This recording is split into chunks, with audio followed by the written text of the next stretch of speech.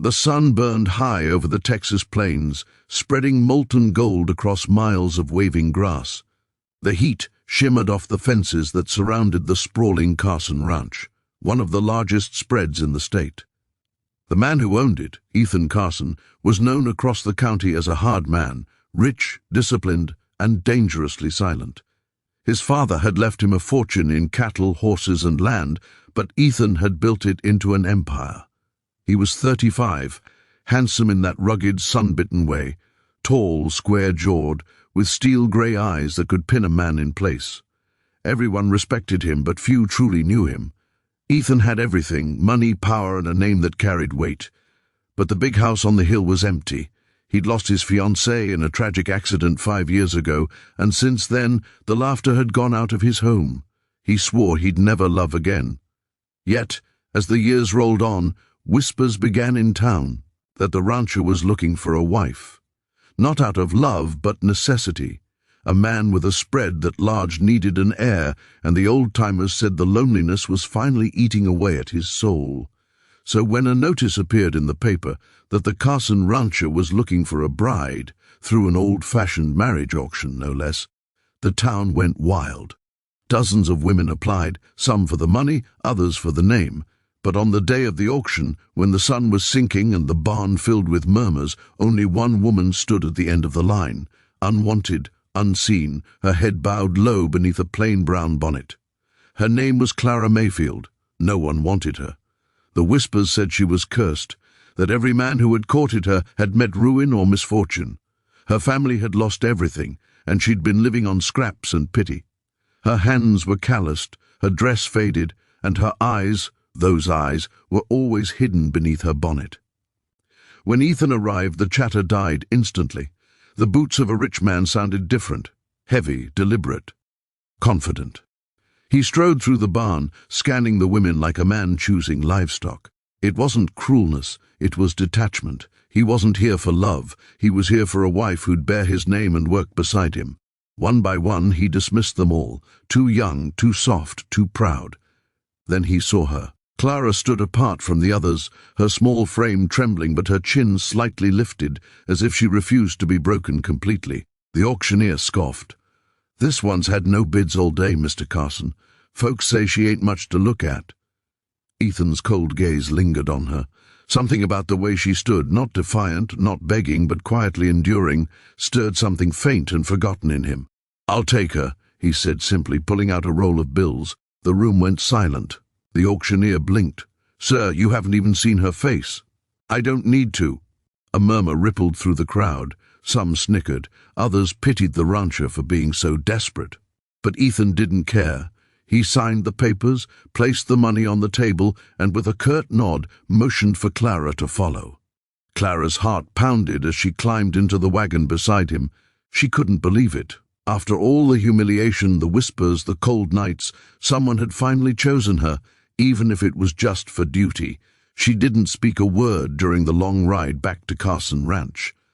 The prairie wind howled around them as the sun bled into twilight.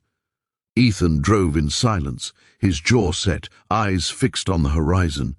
Every so often he'd glance at her, a small, fragile thing wrapped in a threadbare shawl. She didn't meet his eyes once. By the time they reached the ranch, the stars were glittering above the wide plains. The house loomed large and lonely against the darkness. Ethan helped her down, his hand briefly brushing hers. Her skin was cold. "You'll have your own room," he said flatly. "This isn't a love match, Miss Mayfield. You'll keep the house, tend to the animals when needed, and in time, we'll see to other matters." She nodded silently, clutching her shawl. But as she stepped into the grand house, the lamplight flickered across her face. And for the first time, Ethan saw her clearly. He froze. Her bonnet slipped, revealing a thin scar running from the corner of her eye to her jaw. But that wasn't what made him stare. It was her eyes, deep grey-blue eyes that seemed to hold a storm inside them, eyes that he knew, eyes he'd once dreamed of, eyes that belonged to a ghost. "Clara," he whispered, his voice cracking. She looked up, startled. "Yes, Mr. Carson?" He stepped back as if struck. Those eyes, they were the same as Lydia's, the woman he'd lost 5 years ago in that river accident. Lydia, the only woman he'd ever loved, it couldn't be. But Clara's eyes, the same color, the same shape, even the same frightened tremble, pierced straight through the walls he'd built around his heart. For a long moment, neither spoke. The air between them was heavy, charged. "Go to your room," he said hoarsely, turning away. "We'll talk in the morning." Clara hesitated. "As you wish." She disappeared up the staircase, her soft footsteps echoing through the empty halls. Ethan stood in the parlor, gripping the back of a chair, his mind racing. Who was she? Why did she look like Lydia? Was this some cruel trick of fate? Upstairs, Clara closed the door and pressed her back against it, her heart thudding. She hadn't expected kindness, but she hadn't expected that look either, that shock, that pain. She knew that look all too well. She'd seen it in mirrors after every loss in her life. She walked to the small window overlooking the dark fields and whispered, "Maybe this is where I begin again." Downstairs, Ethan poured himself a glass of whiskey, but his hand trembled too much to drink. The memories flooded back. The storm, the river, Lydia's laughter echoing before she was swept away. He'd searched for her for days until her body was found. At least he'd believed it was her. The thought that someone could look so much like her, speak with the same gentle voice, it tore at his sanity. He told himself it was nonsense, coincidence. Yet when he closed his eyes, he saw Clara's face and felt something he hadn't in years, fear, not of her but of what she represented, the possibility that he could still feel. The ranch grew quiet as the night deepened, but neither of them slept. Ethan sat in the dark, staring into the fire, and Clara lay awake, staring at the ceiling, wondering why fate had led her here, to the house of a man whose heart seemed carved from stone, yet whose eyes burned with unspoken sorrow. Morning came with the cry of roosters and the smell of coffee. Clara dressed modestly and went downstairs to start her chores. She'd lived through too much to waste time on self-pity. When Ethan entered the kitchen, she froze mid-motion. He looked exhausted, like a man who'd fought battles in his sleep. "Good morning, Mr. Carson," she murmured. He nodded stiffly. "Morning." He watched her move, graceful, despite her worn dress. There was a quiet dignity in her, something rare. The ranch hands had heard she was plain and pitied the boss, but Ethan wasn't sure plain was the right word. There was something haunting about her beauty, something that refused to fade, no matter how hard life had been on her. "Clara," he said suddenly, "where are you from?" "South of El Paso," she said softly. "My family owned a small farm before the drought took everything." He studied her. "And before that?" Her hands faltered for just a second. "Before that? I don't remember much, sir. My mother died when I was young. My father wasn't kind." He could tell she was hiding something, but he didn't press. For some reason, he couldn't bring himself to interrogate her like he would anyone else. Days passed, and a fragile rhythm began between them. Clara tended to the house, cooked meals and fed the horses. Ethan worked the ranch, keeping distance, but unable to ignore her presence. Every time she laughed softly, rare as it was, something in him cracked, and every time he caught her staring out at the river that ran behind the ranch, her face pale and unreadable, he wondered, what ghosts haunted her? One evening a thunderstorm rolled in. The rain lashed against the windows, and the wind howled like a wounded beast. Clara was in the barn, helping a mare give birth, when lightning split the sky. Ethan found her drenched, kneeling beside the animal, her hands steady and calm.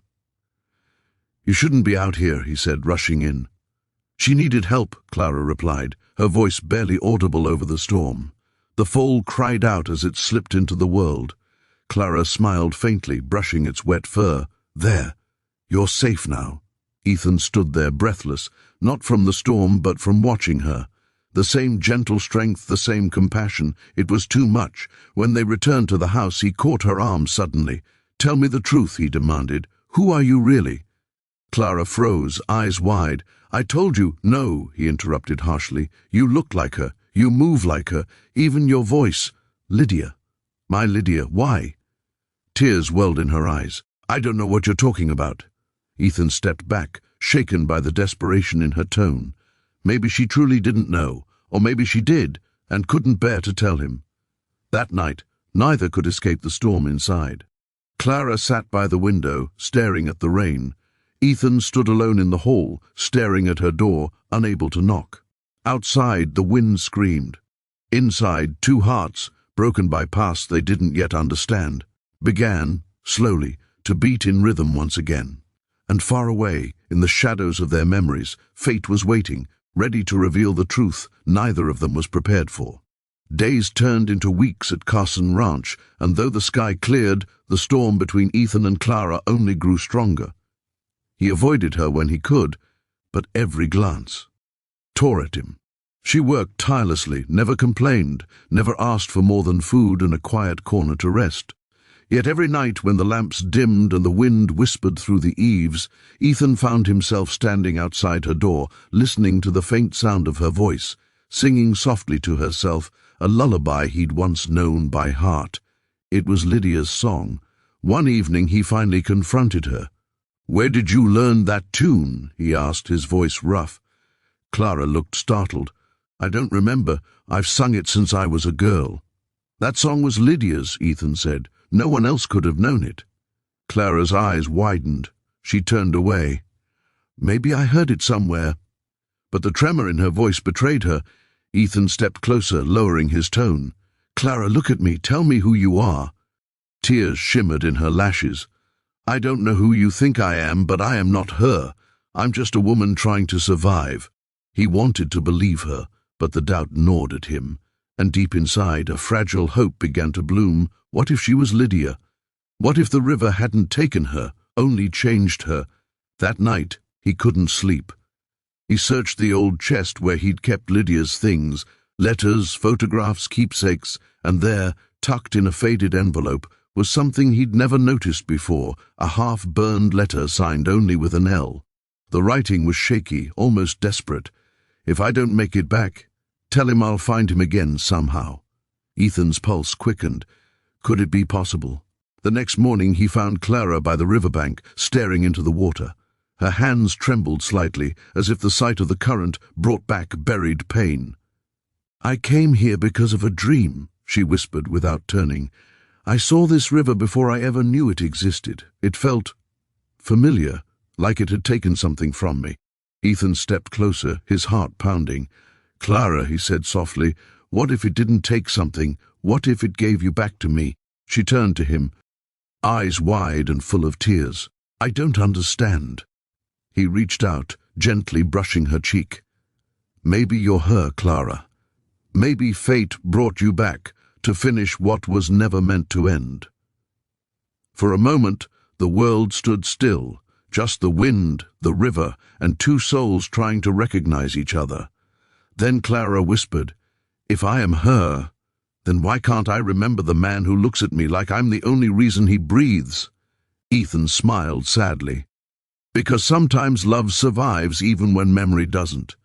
And I'd rather love you again from the start than spend one more day without you." The tears fell freely now. Clara took his hand, and for the first time she didn't pull away. Somewhere deep inside, something broke open, a flash of laughter, a faint memory of a kiss beneath the same Texas sky. Maybe the past wasn't gone after all. As the sun dipped low and painted the plains gold, Ethan whispered, "Welcome home, Lydia, or Clara. Whoever you are, you're mine, and that's all I need to know." And in that moment she smiled, the kind of smile that heals everything broken.